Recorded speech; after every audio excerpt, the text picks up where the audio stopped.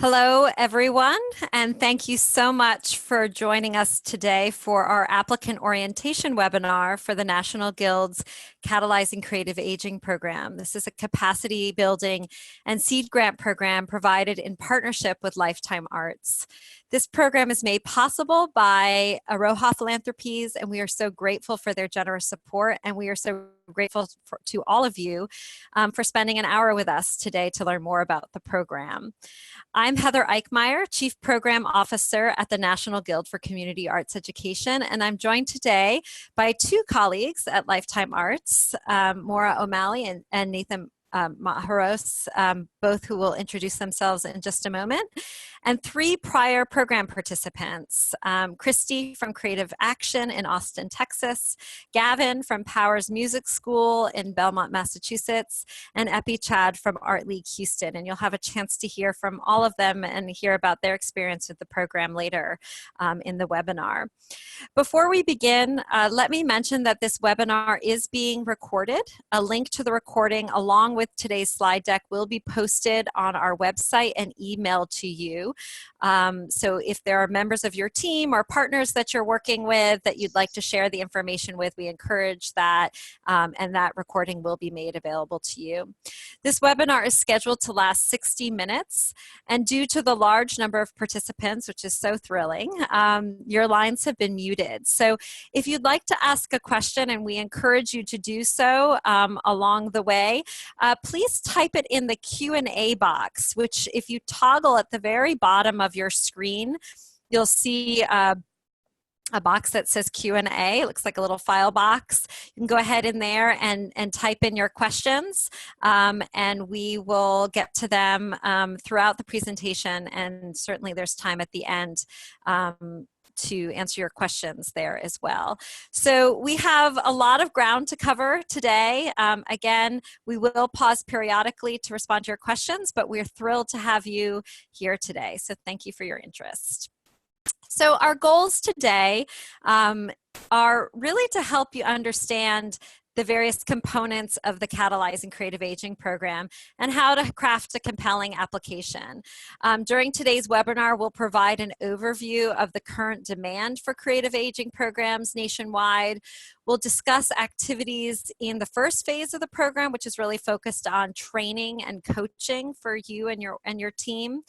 And then talk with you about phase 2, which provides an opportunity for some seed funding. And then we'll walk you through the eligibility criteria and the application itself. We're going to review the characteristics of an effective application. And like I said, you'll also have a chance to hear from past participants about why they applied for the program and what they've gained both individually and in terms of their institution's efforts to catalyze this work for the first time. If you have any questions and we don't get to them during the webinar, we encourage you to contact us. Also following the webinar, we'll be sending out a very quick evaluation survey. So please let us know how we did. Your feedback really helps us to grow our work in this area. So let's go on to the next slide, Nathan. Thank you. So this, as I said, is really a multi-phase program. It's just designed to establish new programs at your institution. So if you're not currently offering creative aging programs at your institution, this program is for you. And it is also, if you've offered a program perhaps in the past, maybe piloted something and it didn't go very well, we'll talk a little bit about that as well, and those programs are also eligible. So we'll get into that in a little bit more about what we mean by new programs. The program's emphasis is really on training and coaching. So we'll talk about phase 1, but this, again, program is, the emphasis is really on helping you and your staff and any partners you might be working with get ready to design programs, to recruit older adults, to partner with others in your community who are interested in serving older adults, and to really walk away, whether or not you get funding or not in phase 2, with an actionable plan to not only get this work started, but to start to build the infrastructure to sustain this work over time at your organization. This work is part of a larger initiative of the guilds to really increase equitable access to older adults through arts learning.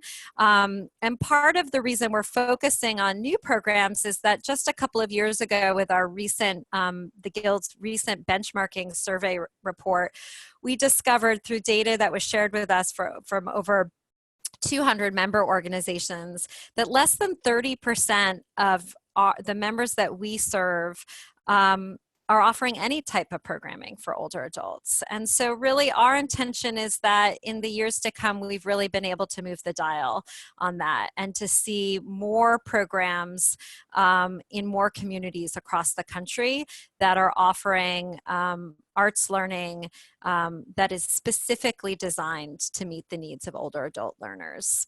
Also through this initiative, we're hoping to capture models of effective practice so that as we build this field, we're able to point to the really varied and diverse models of programming that have been effective over the country, and really to raise awareness about the importance and really vital need for this programming and the incredible impact it has on older adults in communities across the country.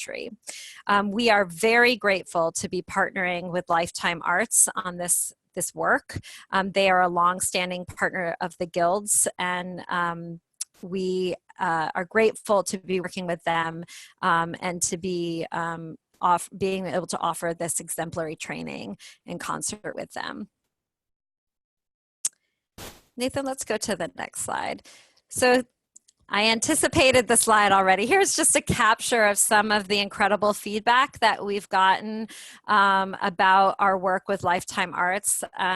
This is a really rich partnership, and Lifetime Arts has a fabulous team of experts that have not only deep experience working with arts and arts education organizations, but also public libraries and other civic institutions to really help various stakeholders who have an interest in improving the wellness of older adults, really understand the value of creative practice and how to really engage older adults in this work. And these are just a few examples of some of the fabulous feedback we've gotten in just the couple of cycles of this program so far.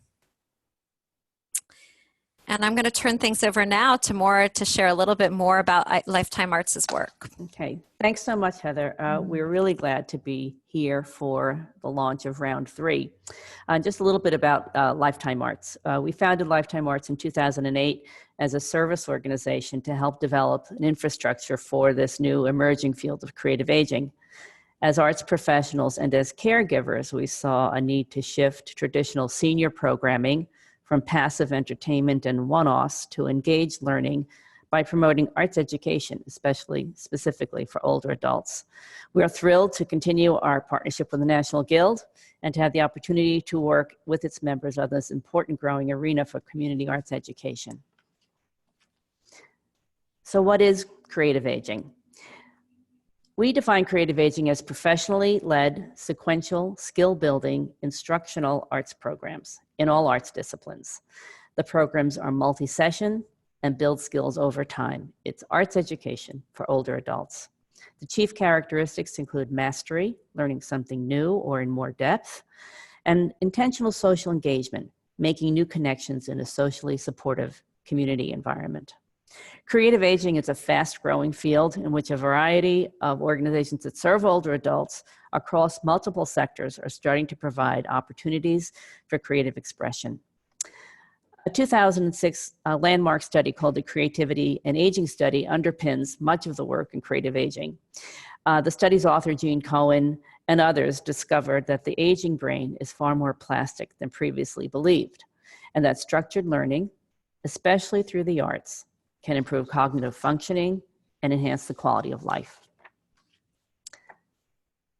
So why is everyone talking about aging? And it's because the worldwide population is aging, falling fertility rates, there are fewer births for women, and also rising longevity. People are living longer, healthier lives. In the United States, the average life expectancy has increased by 30 years over the past 100 years.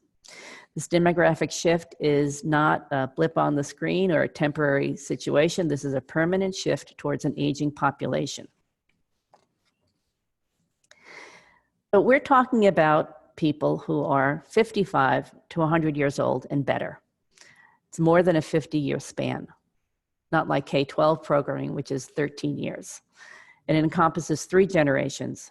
We see older adults, including ourselves, as whole, intelligent, creative, and social people. We're all in this aging club. If no one's excluded, if you're alive, you're aging. So every day, older people continue to make contributions to our culture, our society, and our way of life.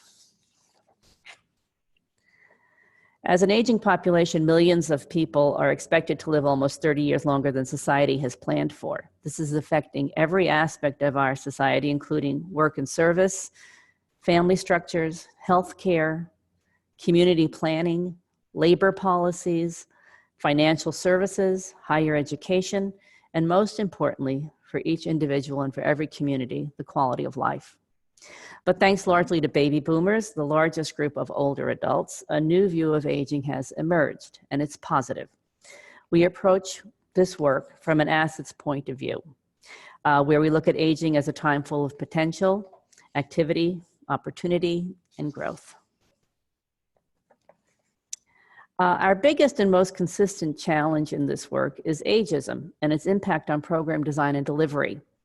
There's a tendency to dumb down programming and to assume disability rather than ability, and to think of older adults as other, as an alien population. Certainly, it's not us.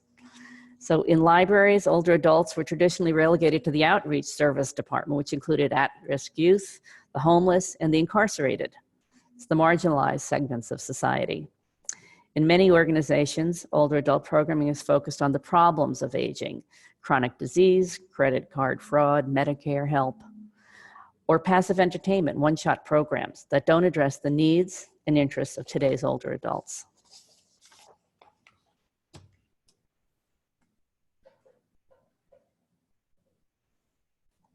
Thank you, Maura. So as it described in the past, this program is really divided into 2 core phases. And the first phase kicks off in the fall. So that's the phase that you all are applying to right now. And runs through June of the following year. We'll talk about what is involved in phase 1, but the emphasis again is on training and coaching for those who are new to creative aging practice. So if again, your organization currently offers or has offered older adult programming, we're asking in your application that you demonstrate that you need this training and technical assistance to, one, either launch a new endeavor that is distinct from existing work, or because perhaps you've piloted something in the past that maybe was unsuccessful, and you realize now to actually get this up and going, you really do have a strong need for training and technical assistance. So we'll get back to that when we get to the application, but I want to again emphasize what we mean by new programming and where the emphasis of that training and coaching is centered. So we will accept 20 organizations into phase 1 of the program. And then in the spring of next year, in addition to the coaching that you'll get in phase 1 to help you develop your action plans to catalyze creative aging, there's also coaching that Lifetime Arts provides in helping you apply for the opportunity for a seed grant in phase 2. We understand everyone's coming at this work from different places, so that's an enormous opportunity, I think, with this program to not only get training, but to get coaching on the actual seed grant application itself. Again, 20 organizations will be accepted to participate in phase 1, and then we'll accept 10 organizations to receive seed grants of up to $7,000 in phase 2.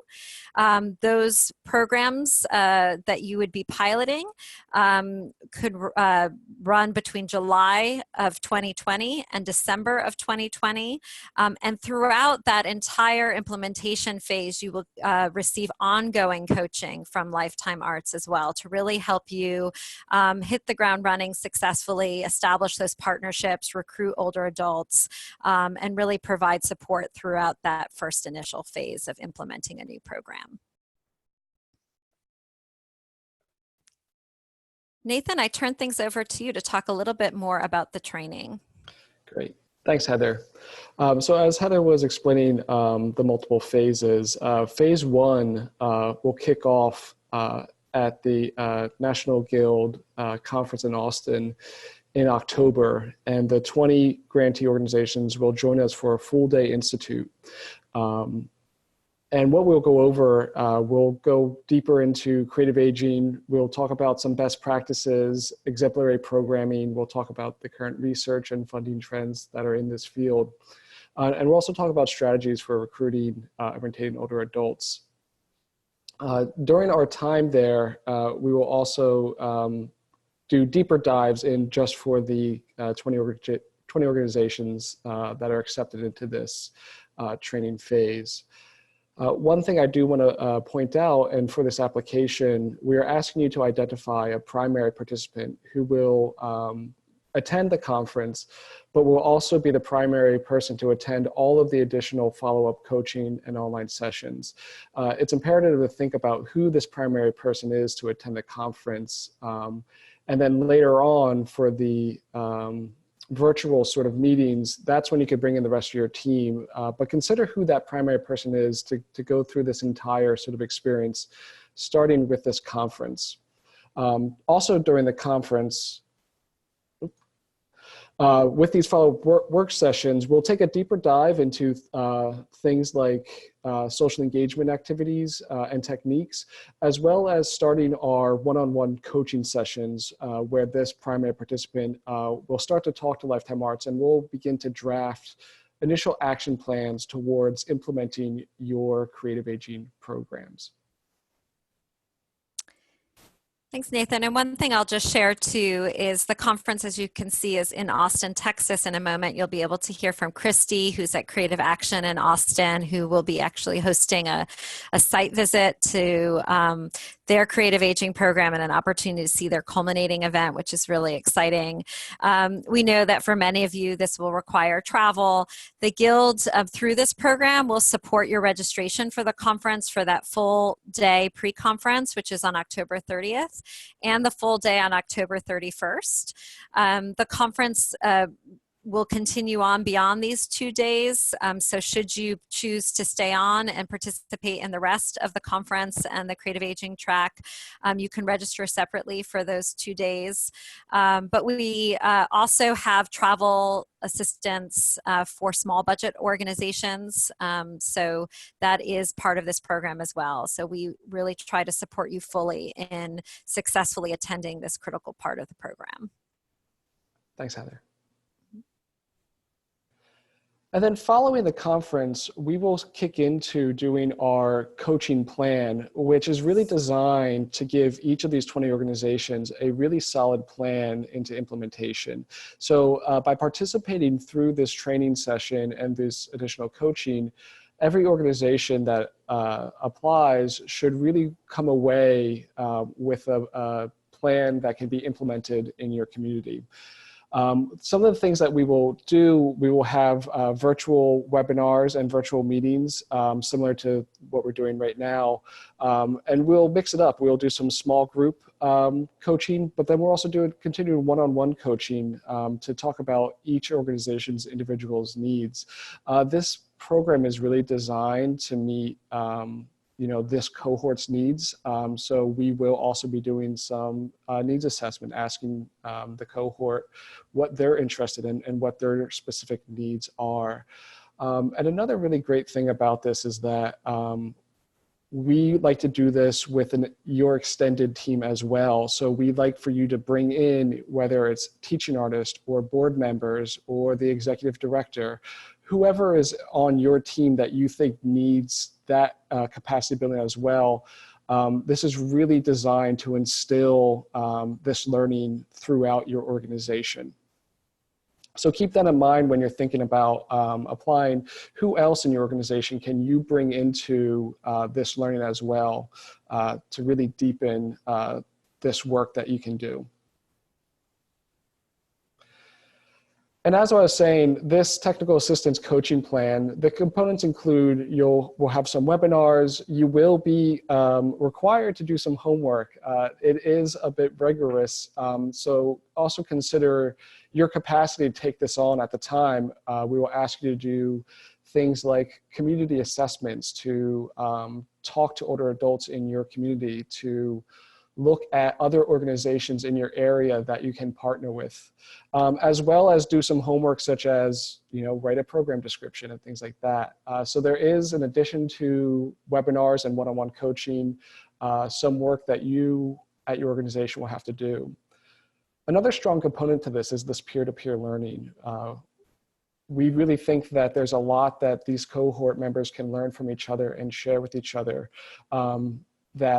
especially innovative ideas that might work well in different communities. And since we've had really wonderful variety of organizations, it's always wonderful to hear the sort of strategies that work for each individual cohort member. So the peer-to-peer learning is really wonderful, and also you get to work closely with your peers, which I think is a really added bonus.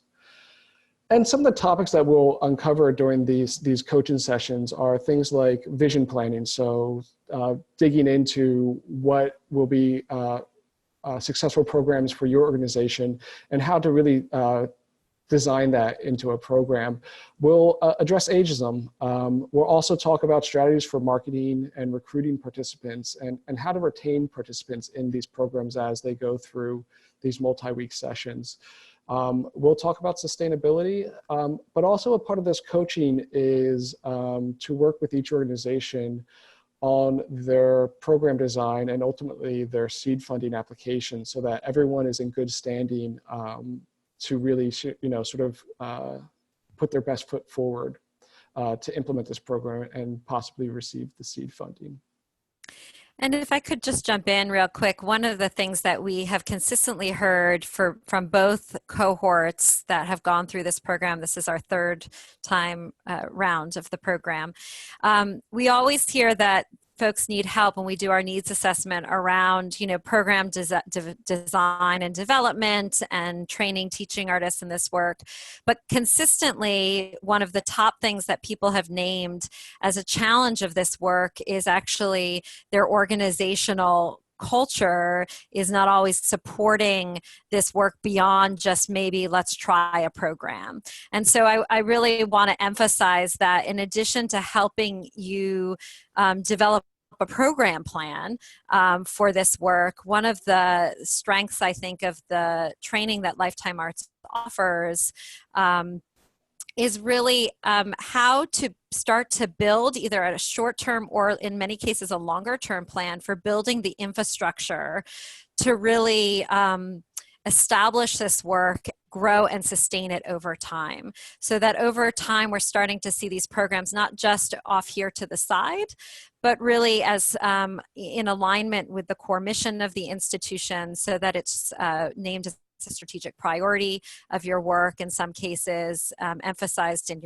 your organizational budget, et cetera. So I just want to kind of mark that, because I think it's a real asset to the training, that this is not just about piloting one program, but really developing a longer range plan for doing this work. Exactly. Thanks, Heather. Mm-hmm.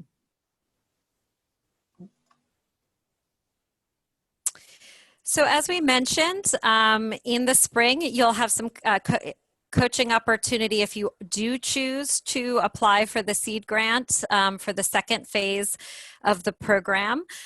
Only organizations who participate in phase 1 of the program will be eligible for that seed grant funding of up to $7,000. And you'll see that in those programs we are asking, and you'll have another opportunity, of course, if you're accepted into the program to learn more about the particulars of the grant process. But we do look for programs that are serving at least 10 older adults, consist of 10 consecutive sessions, and have a duration of 90 minutes.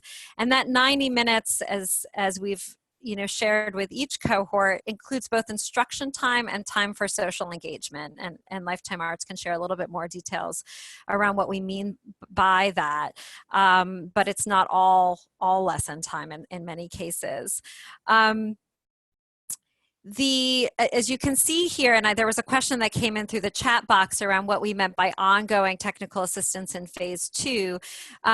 We really are invested in this program and supporting you through each phase of this work. And so for those of you who may not receive the seed grant, or who might not be ready, feel like they're ready to apply for the seed grant opportunity, this is a membership. You do have to be a Guild member to apply for this program. And so as part of being a Guild member, whether you're currently a member or decide to apply for membership as part of this process, we within the Guild have a member network of folks who are both new and veteran to creative aging that meet regularly throughout the year for ongoing training and also peer support. We have additional webinars and a conference track that's dedicated now to creative aging. So we want to just share that with you, that there's that support system built into membership at the Guild, but also just emphasize Nathan's point that everyone who goes through phase 1 will come away with an action plan that will include ideas for raising visibility around this work at your institution, how to start to talk to funders, how to do a needs assessment. So we really hope that regardless of the seed grant opportunity, that everyone walk out with a real actionable plan to start this work at their institutions. Let's go to the next slide, Nathan. So here's just a quick overview of the timeline of that seed grant process. We announced the RFP for seed grants in April. That's when you'll have an opportunity to start meeting with Lifetime Arts to get coaching on the application. May is the deadline for those proposals, and then we would announce those grants in June. We are just getting ready to announce the grants from this last phase 1, so we can share with shortly. And then again, the implementation phase, those grants can be used to implement new programming between July and December of next year.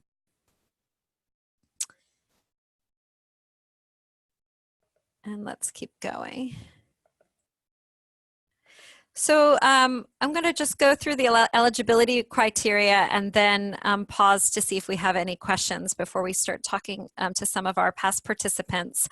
As I mentioned, you do need to be a full member of the National Guild. Many of you may not currently be members, so I welcome you to get in touch with National Guild staff if you have any questions about the benefits of membership. We do ask that you submit your membership application if you're not currently a member by August 6th, which is also the deadline for the Catalyzing Creative Aging program, so you can just submit them both at the same time.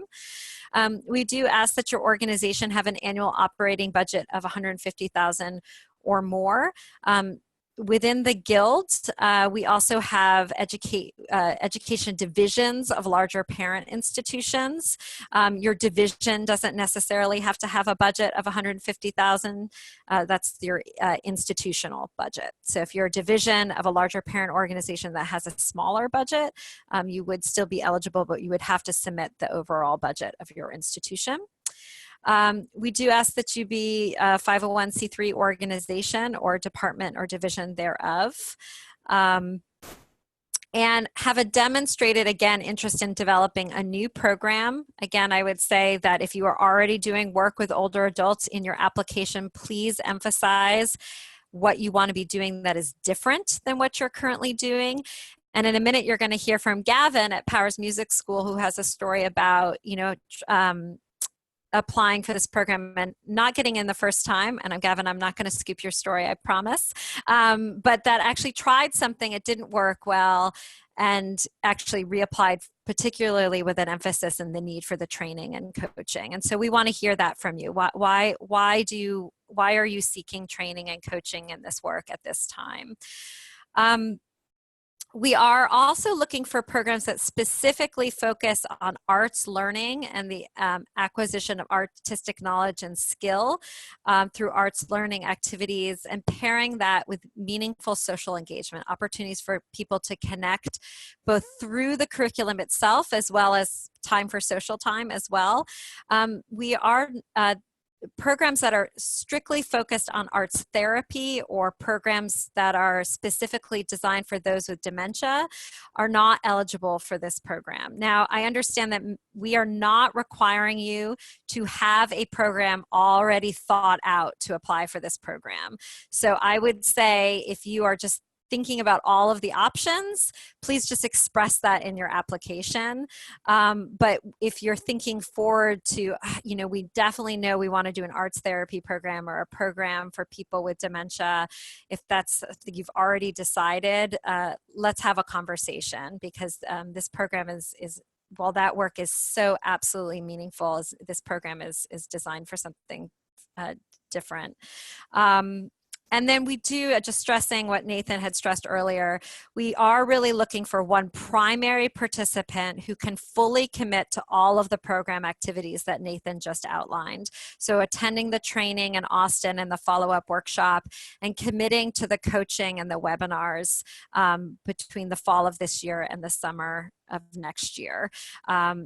So we really do want to see that commitment in your application. And again, we do have some limited need-based travel stipends to ensure that if you are unable to support travel on your own, that you can get to Austin with us this October, November. And let's go to the next slide. I think you're going to talk a little bit more about what we mean by arts therapy and how this might be different.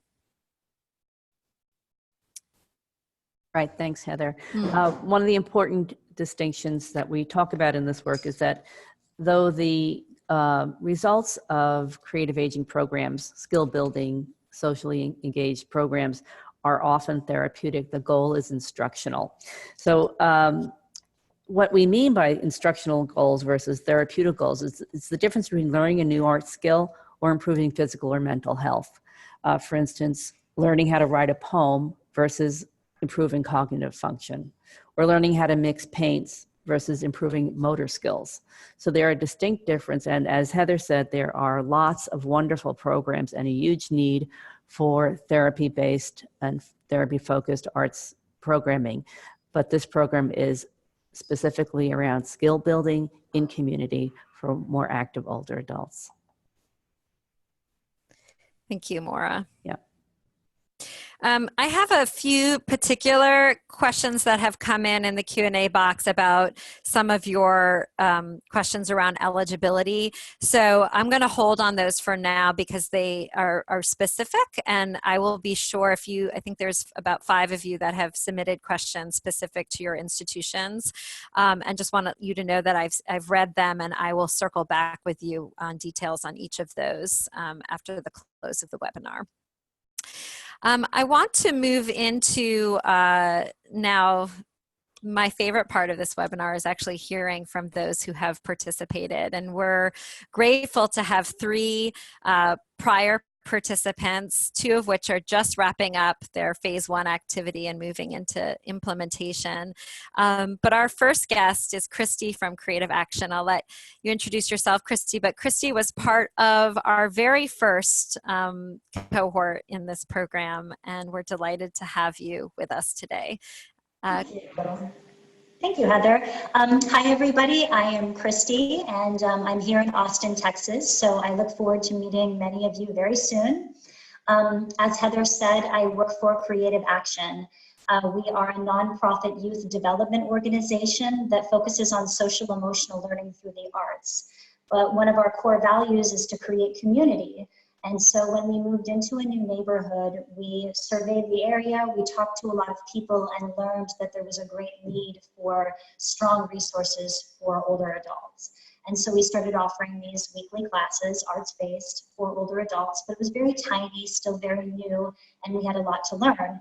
So we applied for the program in 2017, and I was able to attend the conference and take advantage of the technical training and coaching that came along with it. And yeah, basically we applied just because we wanted more information. We wanted, I guess, essentially to have like a lifeline of, are we doing this right?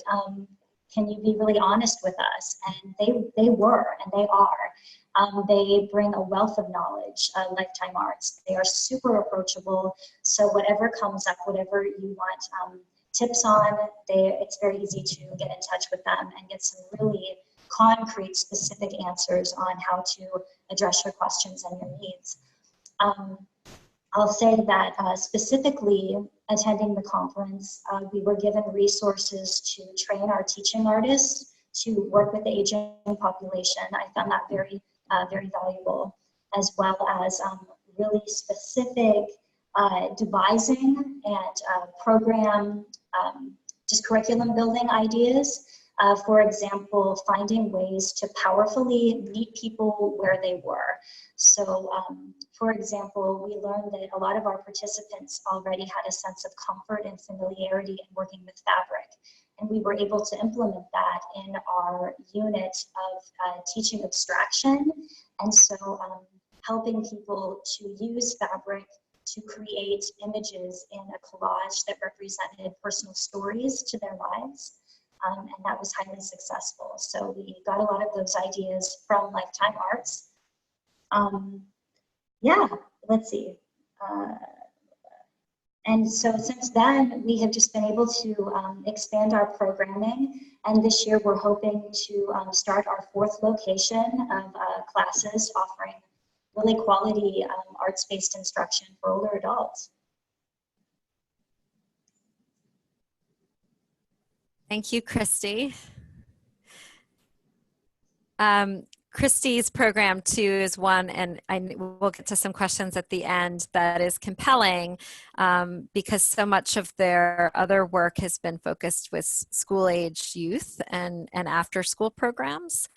So Christy has been working really closely with her team to really align this work with the mission of creative action and serving all people. I can speak just a little more on that, just in case there are some other organizations who focus on working with youth. Just briefly, I can say that this very much aligns with and deepens our work with kids because it's connected to our pillar of creating culturally relevant work. And in order to do that, we need to connect with the history and the culture of the city where we live. And in working with these older adults, as they are creatively opening up and sharing their art with their families and their circles, it is creating essentially an ecosystem of shared stories and experiences. So if you do work for an organization that focuses on kids, I think you're only going to find a greater wealth and deepness in your programming by participating in this part of the conference. Thank you, Christy. So let's go to our next storyteller, which is Gavin at Powers Music School in Belmont, Massachusetts. Hi, Gavin.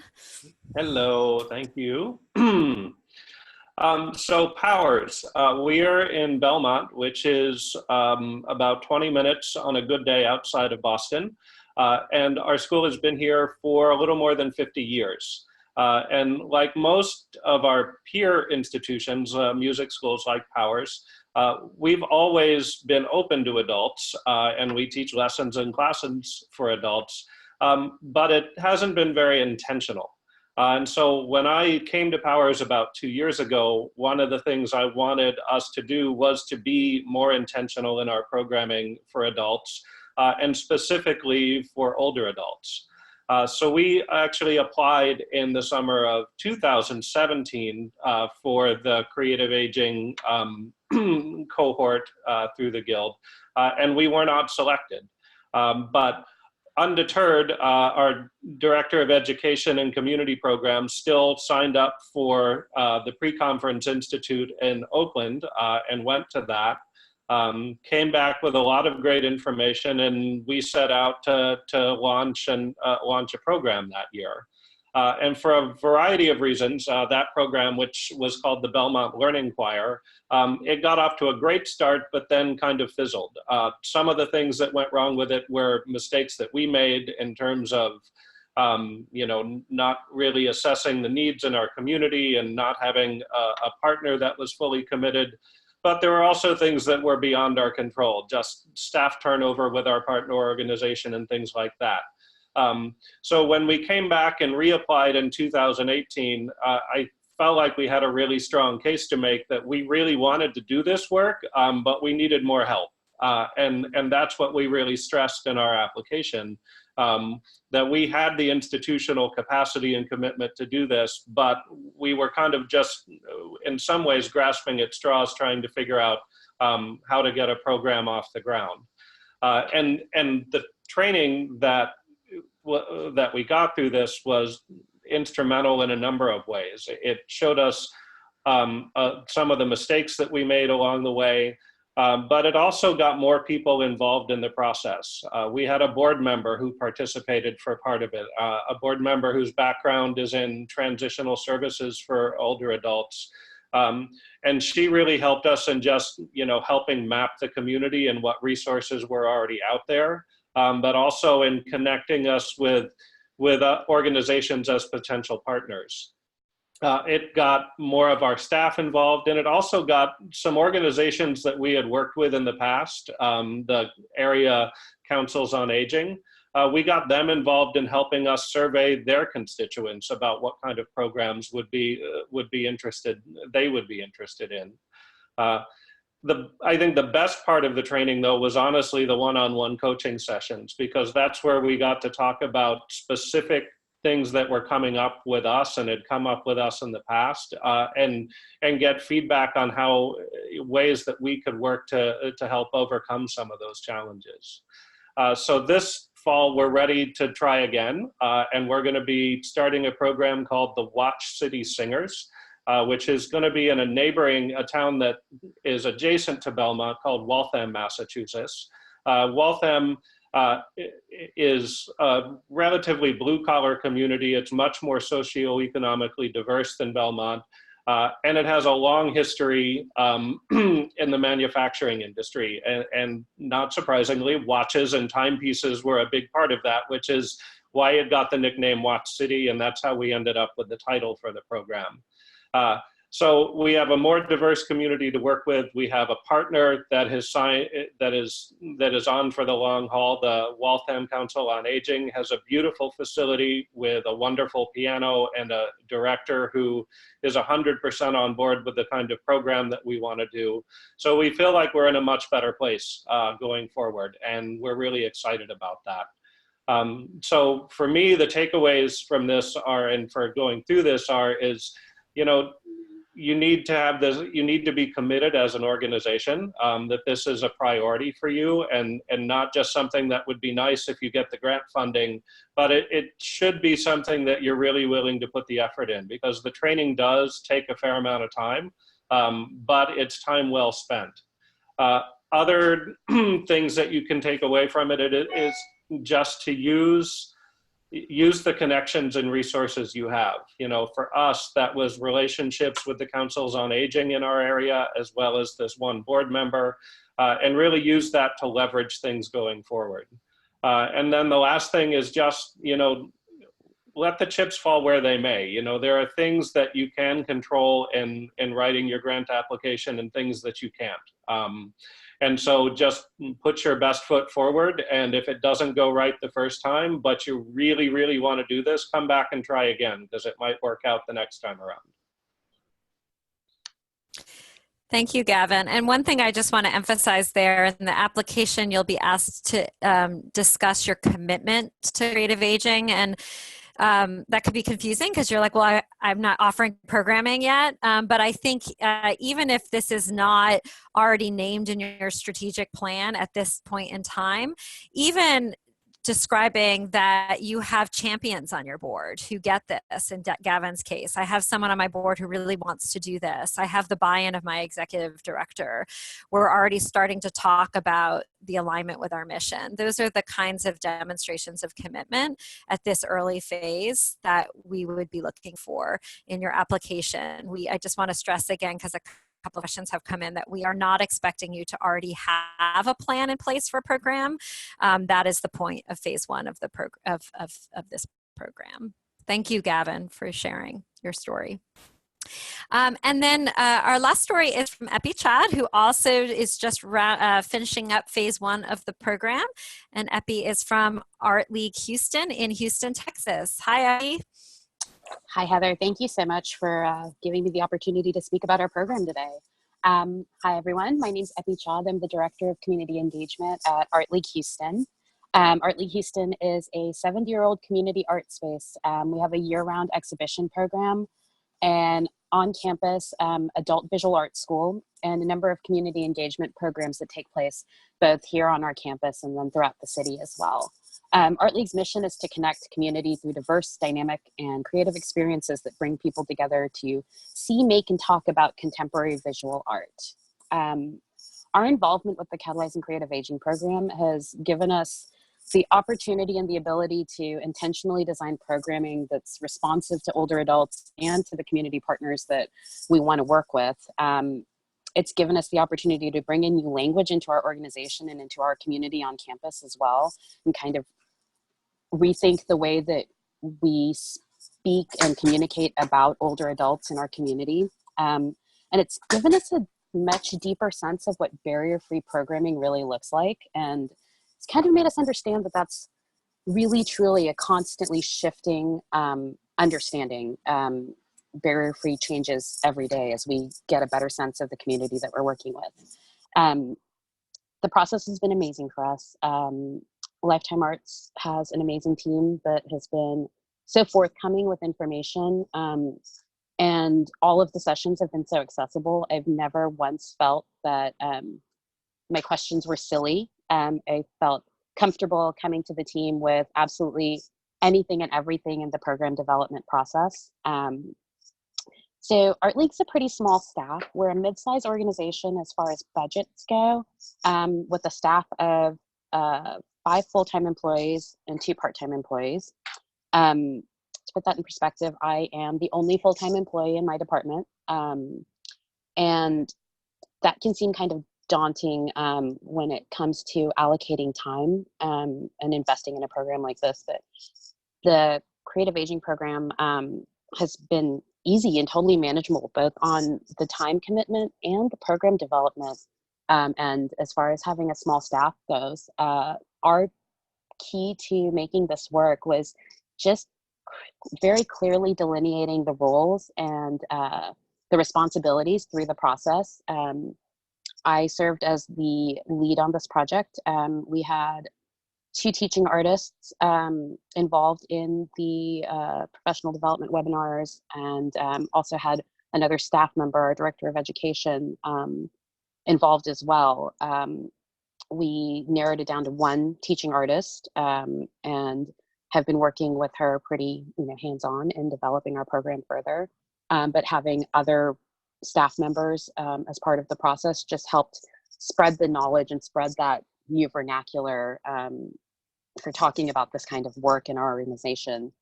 So our project is called Capturing Fifth Ward, and there's 3 main components.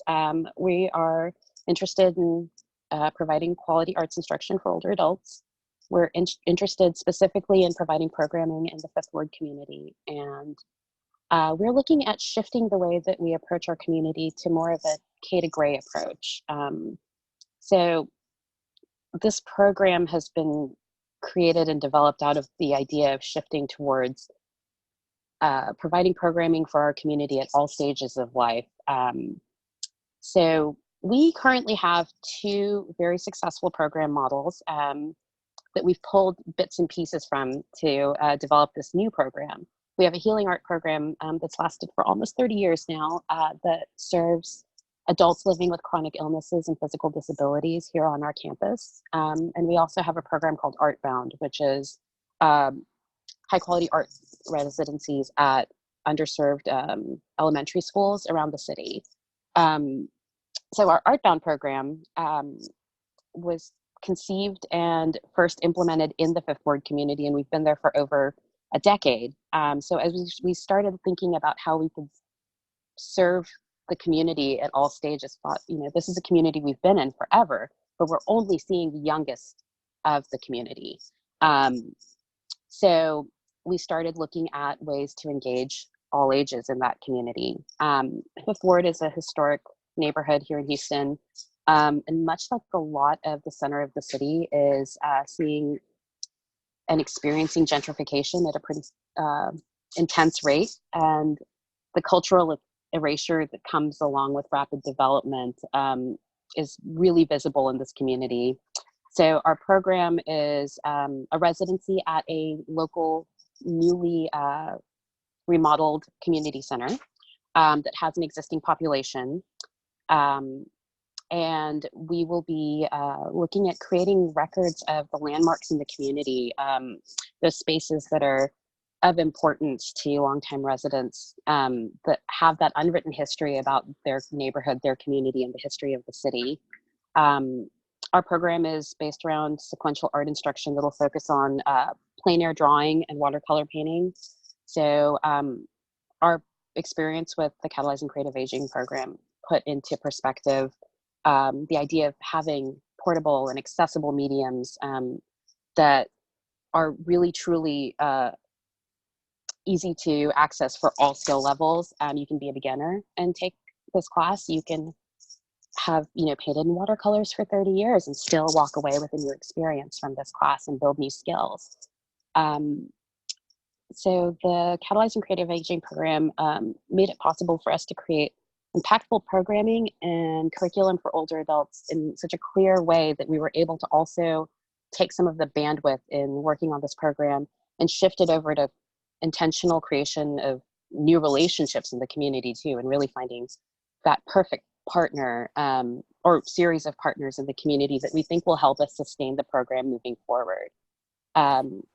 Gave us the tools to ask the right questions, to identify the factors that we needed to move forward for success, and has also kind of given us the opportunity to reevaluate the way that we approach older adults on our campus as well. So we're now kind of working on a strategic shift in the way that we approach multi-generational programming across the entire organization, whether it be on campus or out in the community at large. Thank you, Epi. So you can hear from just the three stories, very, very different models, very rooted in the needs and the interests of the specific communities that each are working in. It did dawn on us that we have two Texas organizations, and a question came in to say, is this a national program or a Texas-based program? And so I want to stress that we have members all over the country, and this is a program is a national program. And another question which we can circle back to is, are most of the programs free or are some fee-based? And as we get into the application in just 2 seconds, we are going to ask a question on the application around your organization's commitment to equity and what that means to your organization.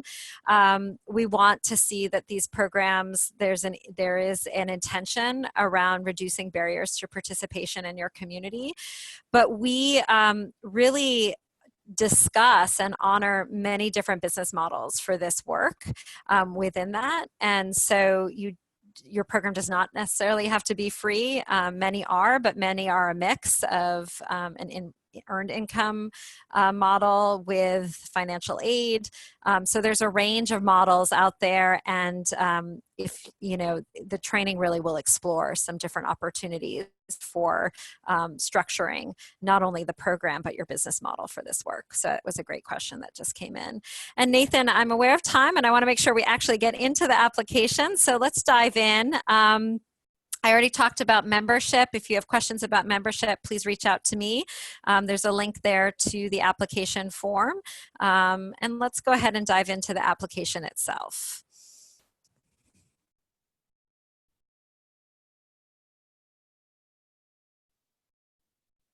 Can you confirm that you can see my screen I can see your screen. and see the application?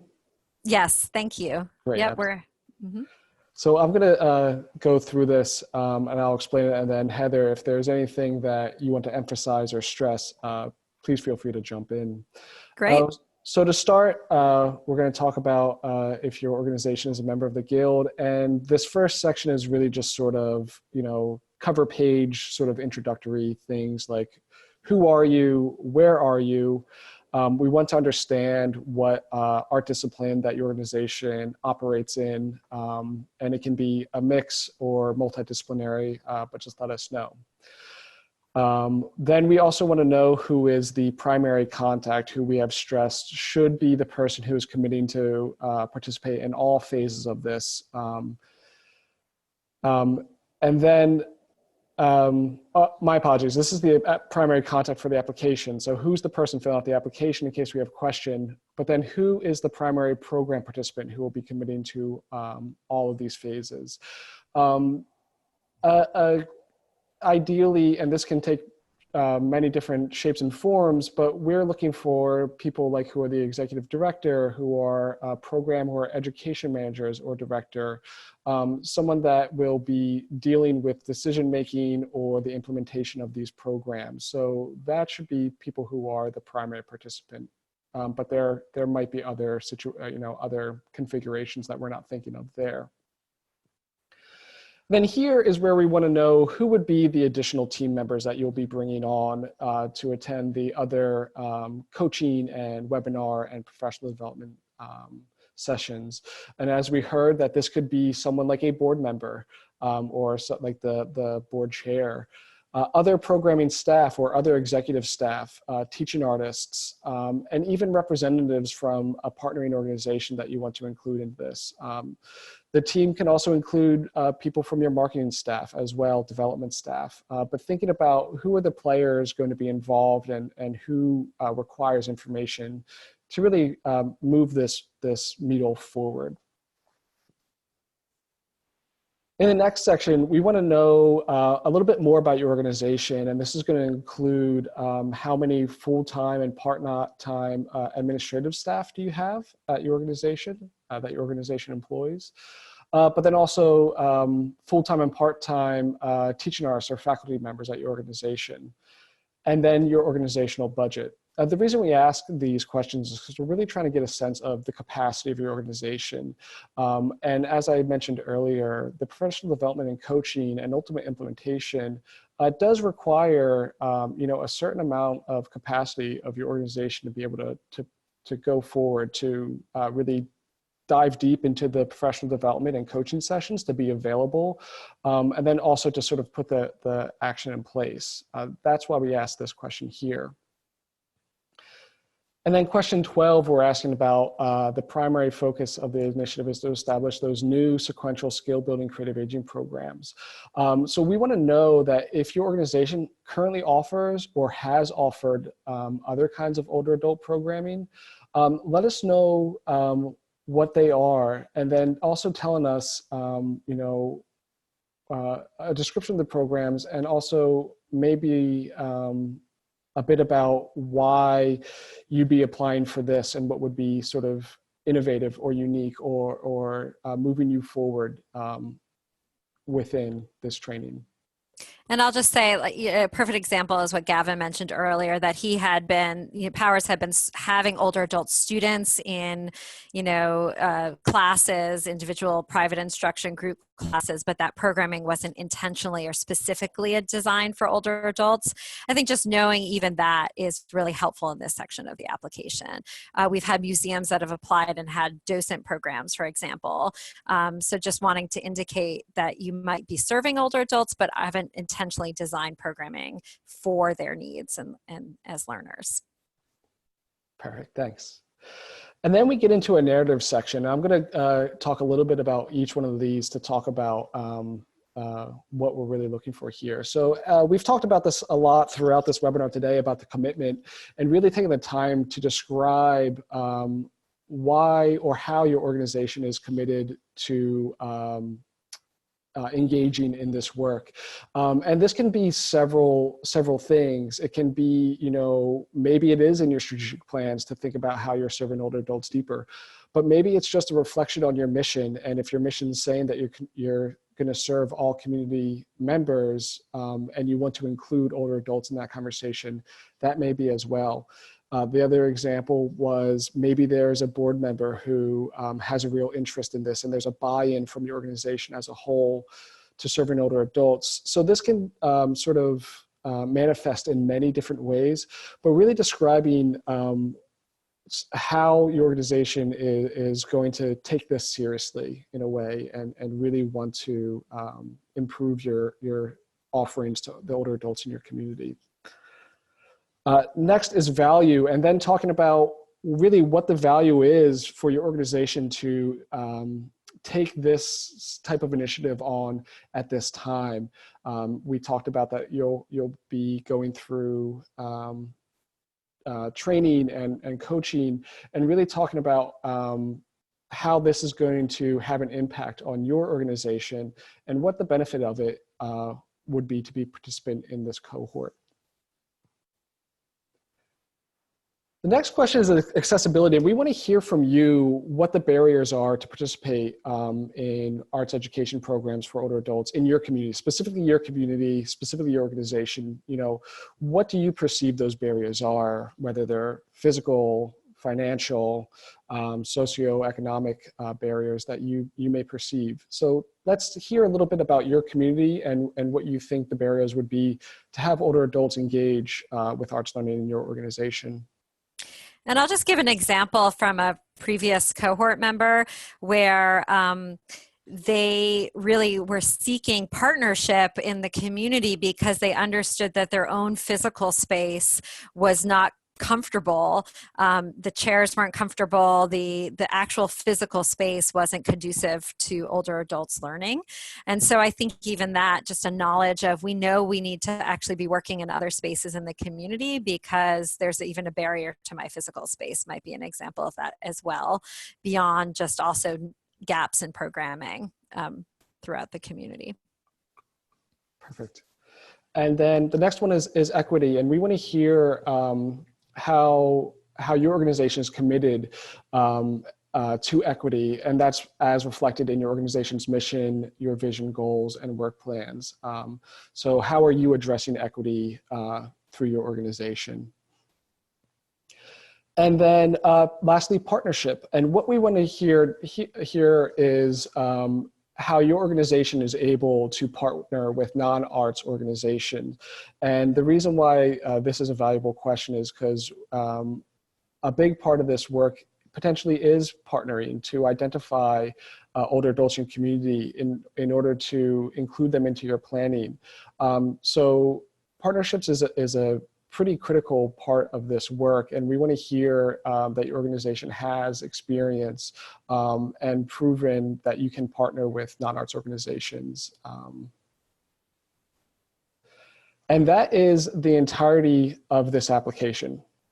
I do want to point out that we are not asking, as Heather said, about your current vision for a specific program. One of the reasons is that through this training, we will help you either build upon an existing vision that you have, or perhaps you need a little bit help in getting to that vision. So we don't talk about that here now, but what we're talking more about is things like commitment to this work, about the value of the work, and the work that you're doing in your community to serve your community members currently, and what you'd like to do, how to deepen that work. So that's the entire application. I know we are just at time, so we just wanted to quickly run through the key deadlines, and we'll stay on for a few more minutes to answer some questions. I know lots have been coming in through the chat that we've been getting back to as they've come in, but you all might have additional questions. So as I'm running through these deadlines, if you have additional questions, please go ahead and type them in the Q&A box. The application deadline is the 6th.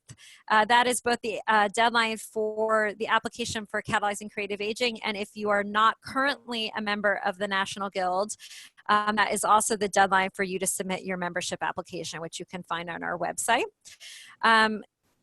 You will be notified of your acceptance by August 21st, and then have a week to confirm your participation with us.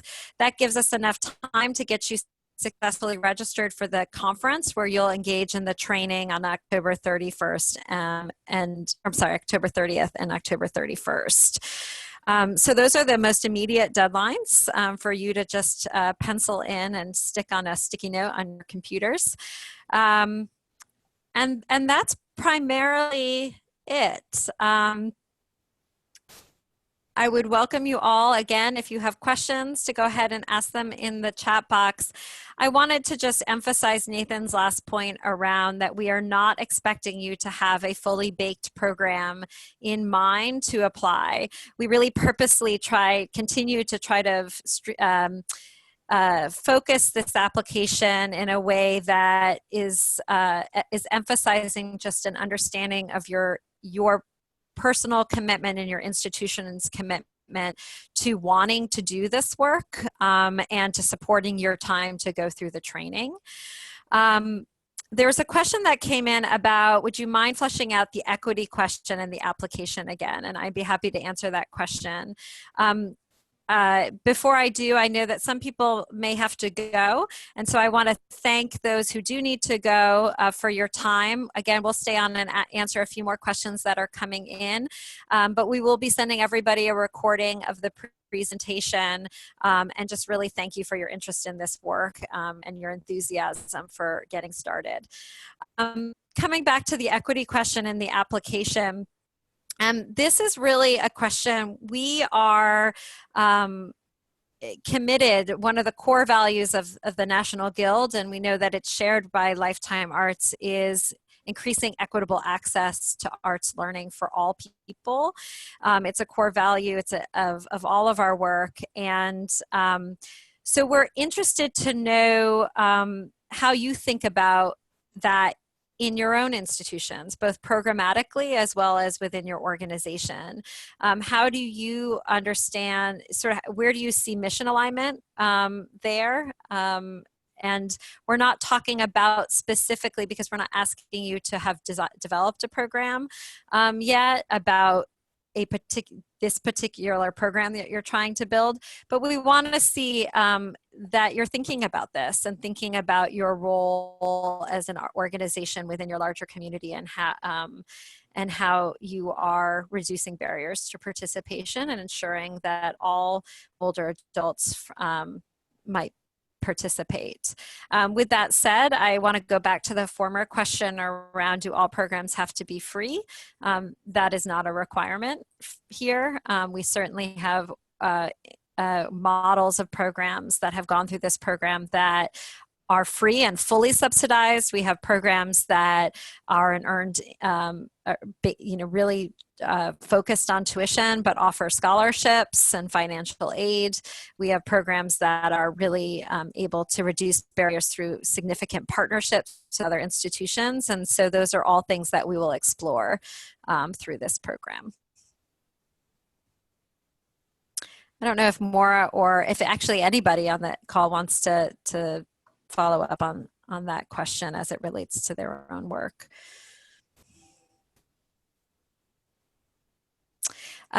Nathan, we had one question about the dates. I think we'll end there, just to emphasize the dates to go back.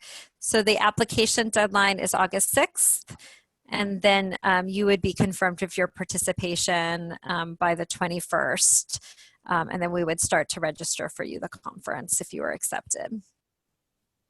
And again, at this phase, you're just applying for phase 1, but you do need to participate fully in all of the activities of phase 1 to be eligible for the opportunity for seed grants in phase 2.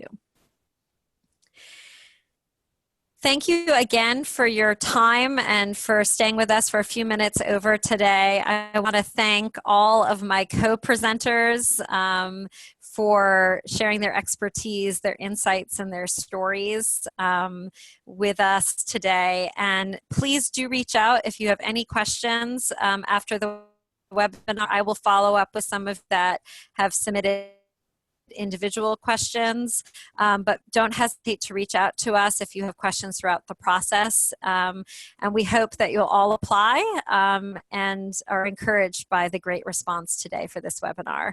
It's great to see such great interest out there in the field. So thank you and have a wonderful afternoon.